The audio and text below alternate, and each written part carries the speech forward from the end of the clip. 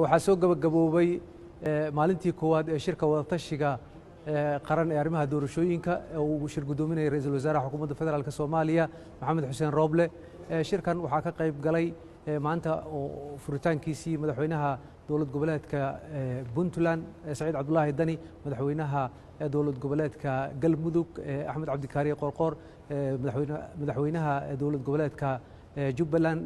Axmed Maxamed Islaan Axmed Madoobe, madaxweynaha koonfur galbeed Soomaaliya Cabdicasiis Xasan Maxamed Laftagareen iyo madaxweynaha dowlad goboleedka Hirshabeelle Cali Cabdullaahi Xuseen Cali Guudlaawe iyo sidoo kale gudoomiyaha gobolka Banaadir Cumar Maxamuud Maxamed Cumar Finish. Shirkan oo looga hadlay arrimaha doorashooyinka ayaa sii socon doona haddii ay idmo maalinta berri ah, iyadoo la filayo madaxdu inay ka wada hadlaan arrimaha muhiimka u ah ee ay tahay in laga heshiiyo ee ku saabsan doorashooyinka. insha Allah shirarka way sii socon doonaan, mar kastana wixii ku soo kordha iyo waxyaabaha la xiriira shirkan had iyo jeer waan idinla wadaagi doonaa sida ugu dhaqsaha badan.